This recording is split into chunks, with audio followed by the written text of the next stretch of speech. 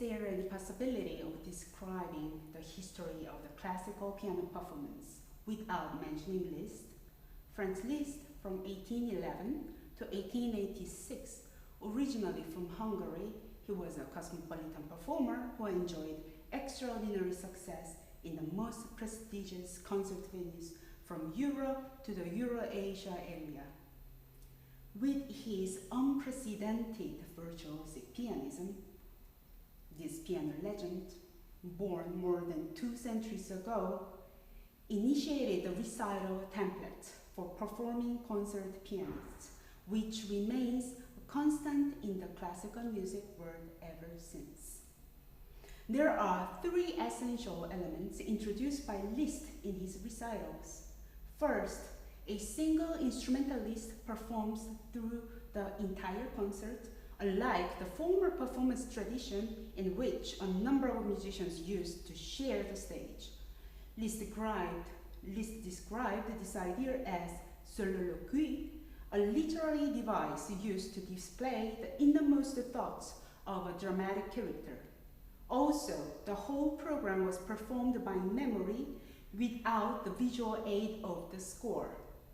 Lastly, his recital programs included an eclectic blending of his own compositions with the pre-existing and contemporary keyboard repertoire, including, among many others, works by Bach, Beethoven, Chopin, and Schumann. In December of 1875, while Lena Raman was preparing her biography of Liszt, she contacted him and asked a question about the Rhapsodie espagnole. In her letter, Raman asked Liszt whether this work is the fruit of the journey to Spain in 1845. Liszt sent his response in April of 1876. Written in Rome around 1863 as a reminiscence of my Spanish journey, Liszt is regarded as the first virtuoso pianist who toured the Iberian Peninsula. After his tour with great success, other virtuosic pianists such as Sigismund Thalberg and Louis Moreau-Gottschalk followed his steps to Spain. One of the musical trends among the Romantic era composers was exoticism. It implicated the borrowing of existing tunes or stylistic features from unfamiliar lands or cultures to create a sense of a variety that blended strangeness and allure. The use of these foreign musical elements greatly attracted audiences at the time. Especially, Spanish music features were favored in 19th century Europe since Spain was considered as the closest other of the Occidental world because of isolating their culture after their prolific cultural growth around the middle of the 17th century.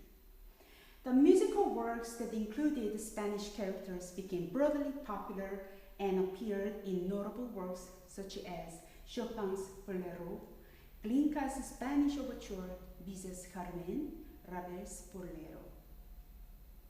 The integration of the Folia framework and the Jota Aragonesa in the Rhapsodie espagnole shows the extent to which exoticism allowed composers to adopt foreign melodies or stylistic thread while maintaining their characteristic signature style.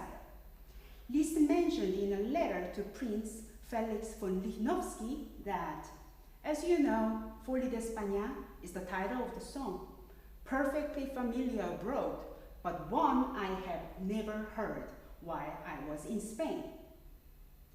In this case, the popularity of the Folia framework seemed to be a suitable choice for the composer to conceive a work in which the exotic Spanish features become immediately apparent to the listener. Interestingly, Liszt titled this work as Rhapsody instead of Romancero, Romanesca, or Nationalmelodien, as he often did in his works utilizing national themes or tunes. Rhapsody, as a genre, is one of the freest forms in the Romantic era. and its inherent nature can serve well the recreation of an exotic mood, together with the virtuosic performance displays present in these musical works. The fundamental concept in this piece is that of combining the later Folia framework, which Liszt introduces as Folia espagnole and the Jota Aragonesa as a Spanish folk dance. In this work, Liszt shows the manner and the compositional style that he utilized in his Hungarian rhapsodies, referred to as főbunkos. This archetype of Hungarian dance music combines contrasting section called as lasan, the slow section, and friska, the fast section. The second Hungarian rhapsody, also in C-sharp minor, could be the best example to understand the főbunko concept. For the Rhapsodie espagnole, Liszt used the compositional style that he did in his Hungarian rhapsodies, only with the addition of Spanish musical elements. Consequently, the structural resemblance might explain why Liszt also titled this work as a rhapsody. This work can be divided into two large sections, in addition to the opening cadenza and a finale.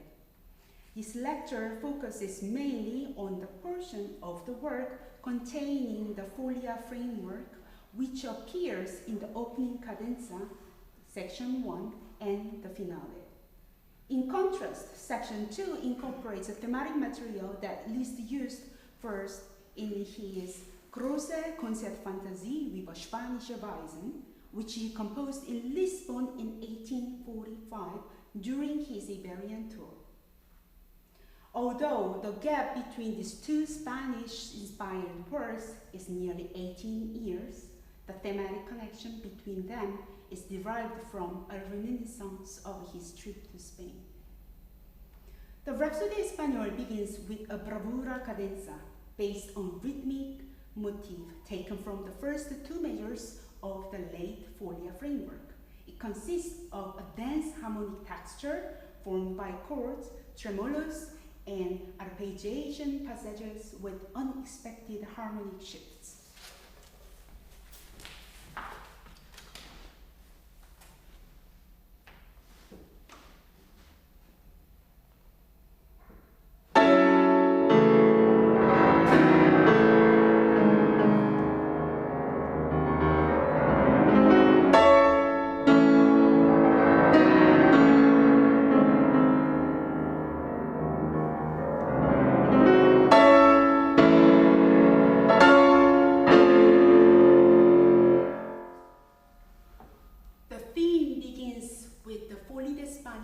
In the low register with an andante moderato and C-sharp minor as the primary key.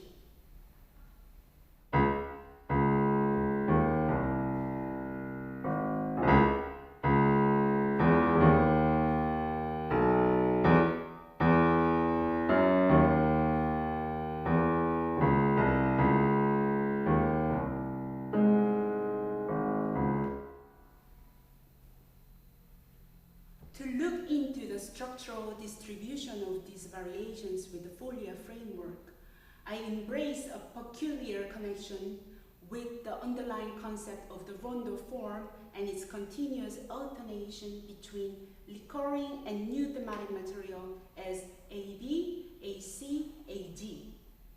Besides, the transformation of the Folia framework in the even number variation number 2, 4, 6 challenges the audience perceptions of the Folia framework.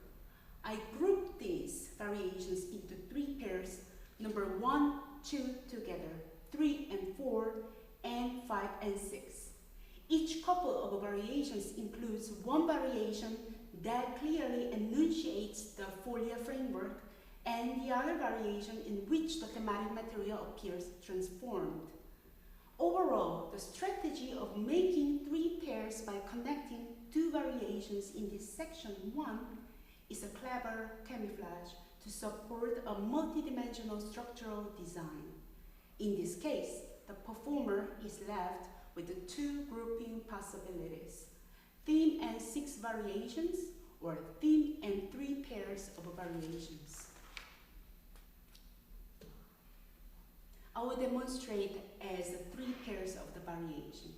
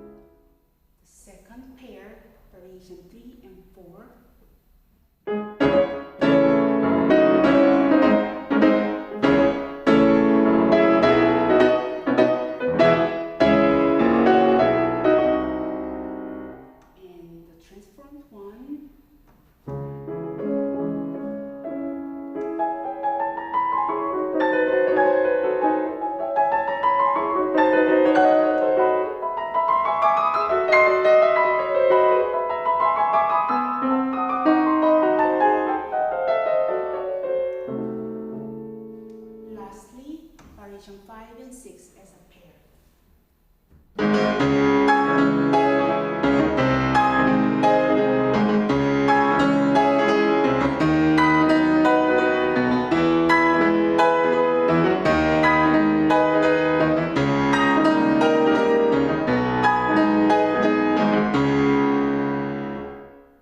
The transformed one.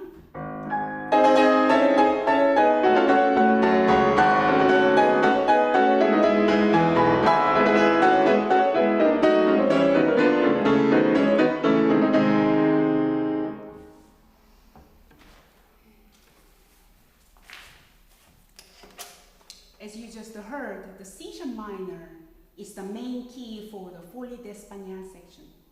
Here, the key choice of Liszt is very interesting because previous works utilizing the later Folian framework were written mostly in D minor. Examples of this paradigm can be observed in Lully's Air pour les voix and Corelli's Violin Sonata, the D minor one, Opus 5, number 12, and C.P. Ebau's Folia variations, and even also Rachmaninoff's Corelli variation. To talk about this key choice, there is an inharmonic relationship between the Folie d'Espagnole of Liszt and Rachmaninoff's Corelli variations. The variation 14 and 15 in the Rachmaninoff's one, the D flat major indicates his word and lyrical musical language, also as he showed in his Paganini Rhapsodie variation 18. The 14 and 15 I will demonstrate, and later I will play the Paganini Rhapsodie variation 18, 14 and 15.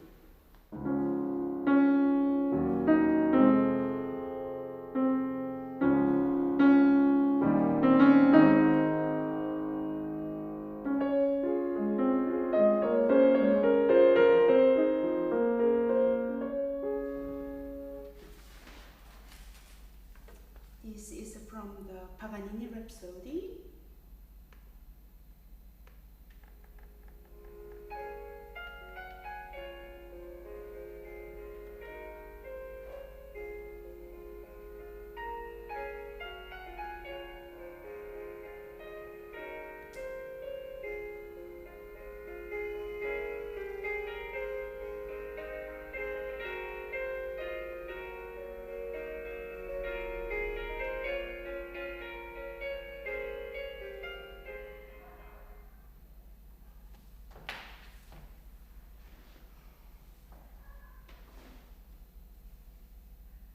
On the other hand, Liszt's C sharp minor for Folie d'Espagnole serves to recreate the rather severe and dark ambience.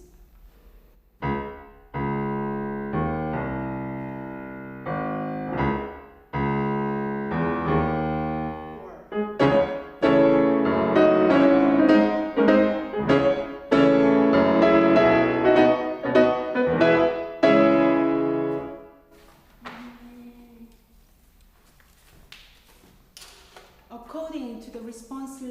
from Liszt to Lina Raman, the Rhapsodie espagnole was composed around 1863 in Rome. The same year, Liszt moved into the almost empty monastery called Madonna del Rosario on Monte Mario, just a 1-hour trip from Rome. Actually, this time he moved to the monastery after the loss of his daughter and son, one after another, within a short period of time. Just note that the general description of key characteristics around the late 18th and up to the 19th century, C-sharp minor key is generally acknowledged as penitential lamentation or intimate conversation with God. Instead, the D major is explained as the key of triumph and victory rejoicing, although there is no conclusive evidence implying that Liszt's selection of the key for the Rhapsodie espagnole had a religious or spiritual connotation. It is still possible to suggest that the transformation of the Folia framework reflects his determination to overcome his adversity. This hypothesis seems feasible when considering the shift between the key of C-sharp minor at the beginning with intimate and dignified mood of the Folia to the key of D major in the finale section with the triumphant ending. Through this closing section, the melodic framework of the late Folia appears fully transfigured into a grandiose culmination. Such climax is achieved through the use of a wide register with maximized dynamic ranges and long sustaining pedal that produce a majestic sonority. For the closing segment, I will play a little bit.